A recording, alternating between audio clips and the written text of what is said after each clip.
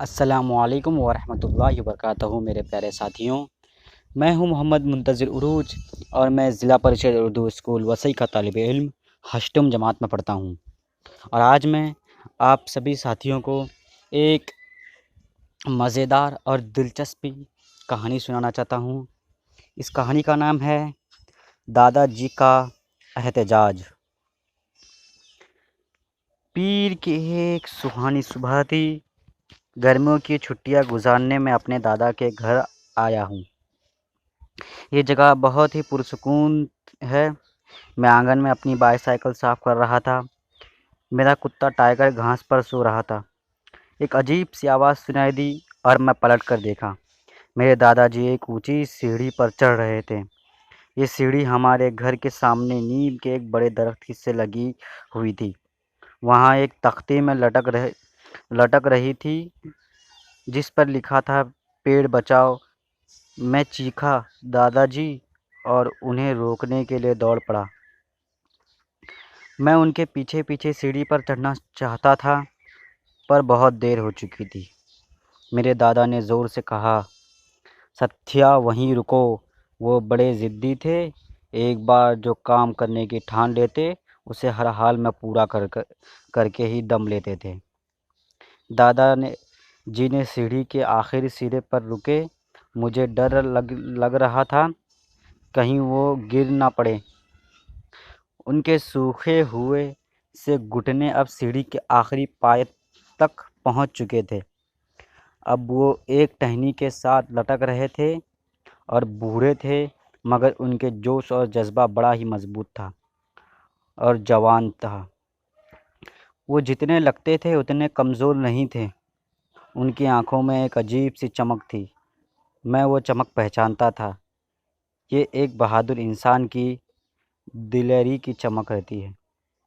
सत्या दूर हो गया।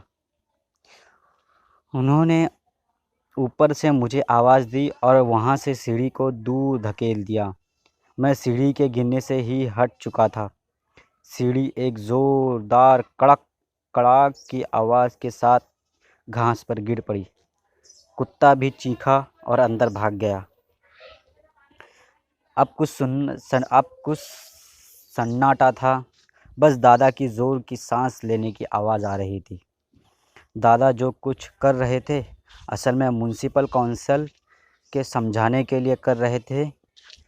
ये इनका तरीका अपना रहे थे।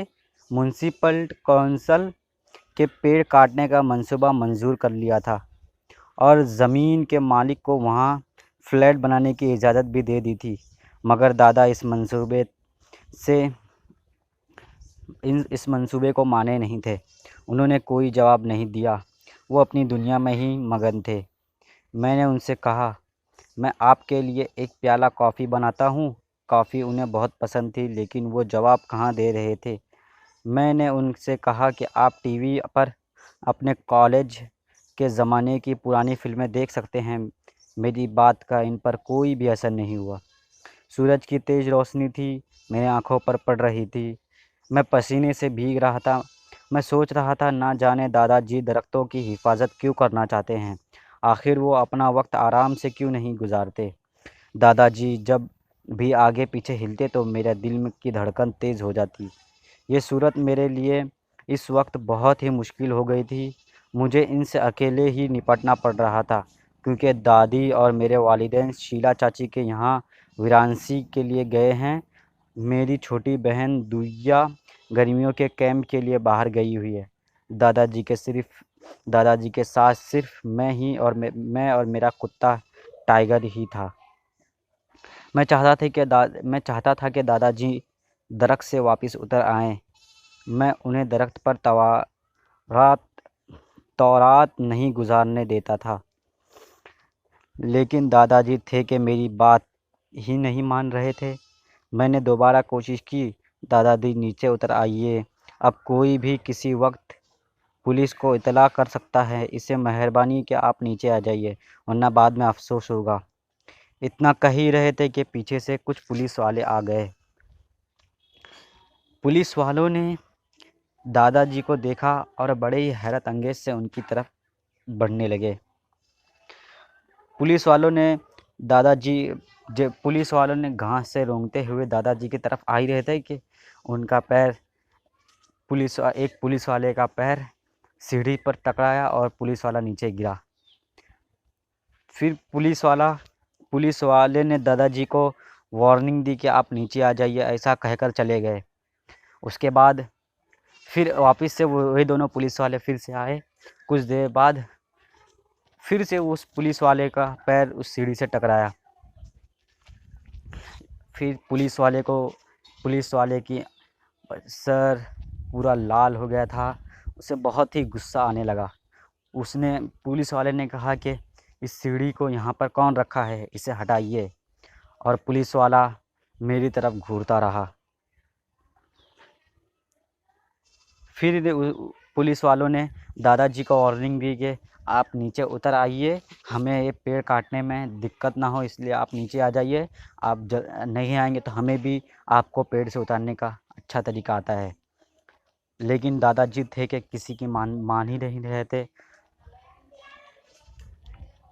फिर पुलिस वालों को दादाजी ने गुस्से से घूरते हुए कहा कि अगर आप सब इस पूरे दुनिया की पेड़ वगैरह को काटेंगे तो दुनिया की खूबसूरती ही नहीं रहेगी। फिर और उन्होंने धमकी देकर उन पुलिस वालों को भगा दिया कि हम इस पेड़ से नहीं उतरेंगे।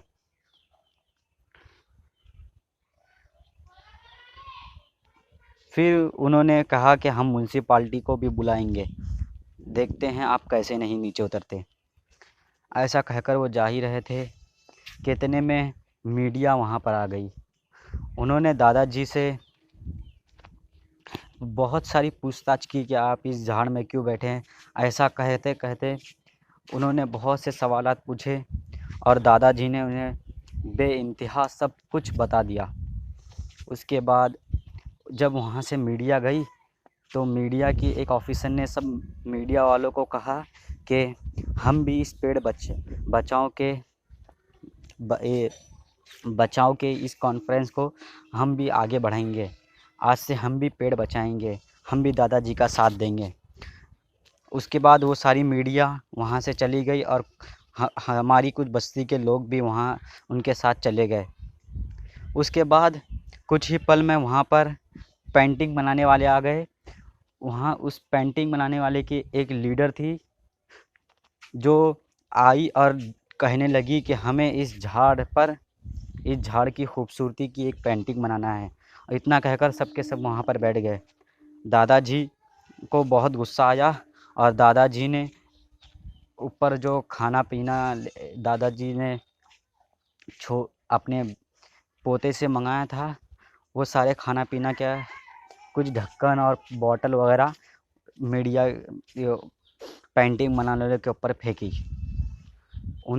वो तो बच गए, पर उन्होंने ऊपर देखा तो दादाजी ऊपर बैठे हुए थे।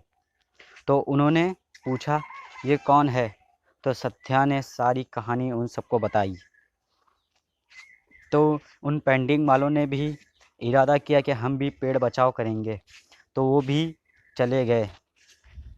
फिर उसके बाद वहाँ पर अचानक से एक बड़ी सी वैन आई।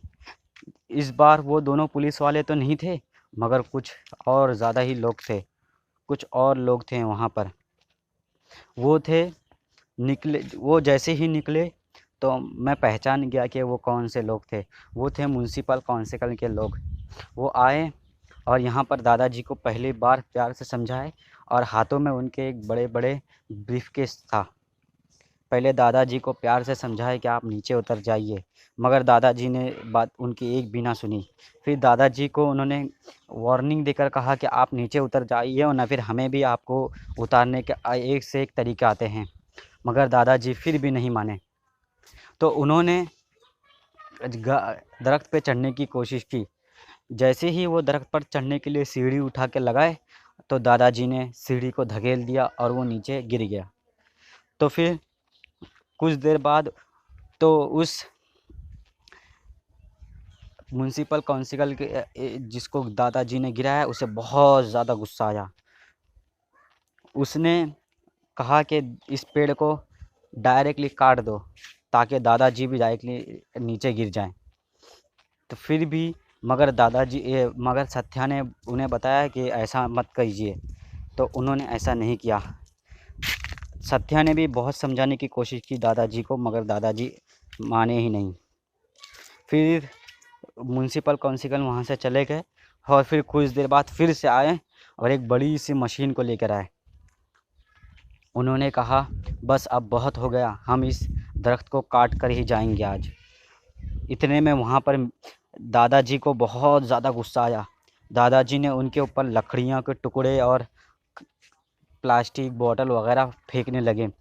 तो उन्होंने अपने ब्रीफकेस से बचाव किया और उन्होंने भी दादाजी को मारने जैसे ही जा रहे थे, अचानक एक गली से ढोल और ताशी की आवाज़ आने लगी। तो दादाजी और सत्या और बाकी सारे लोग उधर देखने लगे। तो वो मीडिया वाले और आसपास के बस्ती वाले लोग, हमारे कुछ बस्ती के लोग और पेंटिंग वाले लोग ढोल और नारे लगाते हुए और कुछ पेपर वगैरह पर पेड़ बचाओ के ऊपर नारे वगैरह लिखे हुए आ रहे थे। पूरा एक मजमुआ बनाकर आ रहे थे। म्युनिसिपल काउंसिल वाले लोगों ने देखा उन्हें देखा तो वो चौंक गए और ऊपर से उनकी तरफ मीडिया वाले भी कैमरा शूटिंग कर रहे थे। तो वो म्युनिसिपल काउंसिल वहाँ से चले गए और फिर दादाजी ऊपर से नहीं उतरे। फिर कुछ देर बाद फिर से वहाँ पर म्युनिसिपल काउंसिल आई और उन्होंने दादाजी को एक पर्चा दिया कि इस पेड़ को नहीं काटा जाएगा। मगर दादाजी फिर भी नीचे नहीं उतरे। फिर कुछ देर बाद एक पर्चा मेन ऑफिसर जो थे वो उन्होंने एक मेन पर्चा दादाजी के पास लाया और दादाजी को दे ही रहे थे और सीढ़ी से उनके पास आ ही रहे थे। दादाजी बहुत देर से ऊपर बैठे हुए थे तो उनकी आंखें अब बंद हो गई और वो बेहोश हो गए। बेहोशी की हालत में दादाजी को ऐसे सत्या नहीं देख सकता था, इसलिए उसने तुरंत वो सीढ़ी को उठाया। सीढ़ी काफ़ी ही भारी था, मगर उसने उस सीढ़ी को उठाया और ऊपर चढ़ने की कोशिश की, मगर वो उठाकर लाता कैसे। फिर वहाँ के आसपास वाले लोगों और मीडिया और वाले लोग उन लोग सब ने उनकी मदद की और दादाजी को वो सही सलामत नीचे उतरा कर लाए। फिर दादाजी को कमरे में लेके गए और उन्हें फिर तुरंत ही डॉक्टर को बुलाया। डॉक्टर आए और उनके वहाँ इलाज किए। 1-2 दिन के बाद दादाजी की तबीयत ठीक हो गई और दादी और मेरे वालिदैन भी वहाँ पर आ गए थे और हम सब ने फिर दादी और मैं अपने मम्मी अब्बा और वालिदैन को वो पूरी कहानी सुनाया और दादाजी को वो पर्चा भी दिया जो मेन ऑफिसर ने मुझे लाकर दिए थे और दादाजी बहुत खुश हुए। तो दोस्तों, इस कहानी से हमें ये सबक मिलता है कि कभी भी हमेशा हमें पेड़ बचाना चाहिए। इस कहानी में तो हमें एक सबक मिली कि पेड़ बचाने से माहौल की खूबसूरती नहीं बिगड़ती है, वो अच्छी रहती है। मगर एक और सबक मिलता है कि पेड़ बचाव करने से हमें ऑक्सीजन ज़्यादा मिलेगी, ऑक्सीजन की कमी नहीं होगी और भी बहुत से कहीं इसके अहम फ़ायदे हैं। पेड़ हमें ऑक्सीजन देता है और हमें उसे कभी कोई घर बनाने के लिए कभी काट देते हैं और कभी कुछ और काम करने के लिए उसे काट देते हैं, जिसकी वजह से पूरी दुनिया में पेड़ कम हो रहा है और ग्लोबल वार्मिंग ज़्यादातर बढ़ रही है। इसलिए हमें हर इंसान को एक ना एक पेड़ लगाना चाहिए। एक महीने में अगर हम एक पेड़ लगाएंगे, दूसरे महीने में एक पेड़ लगाएंगे, ऐसा करते करते हमारी दुनिया में कहीं अनगिनत पेड़ हो जाएंगी और हमें अच्छी और साफ़ ज़िंदगी माहौल में रह सकेंगे और हमें ऑक्सीजन भी भरपूर मिलता रहेगा। तो दोस्तों, हमें ज़्यादा से ज़्यादा पेड़ लगाने चाहिए। हर जगह पे एक से एक पेड़ लगाने चाहिए और हर बच्चे, बूढ़े, भाई बहन जितने भी है इस दुनिया में सबको पेड़ लगाना चाहिए। तो दोस्तों, खुदा हाफिज़।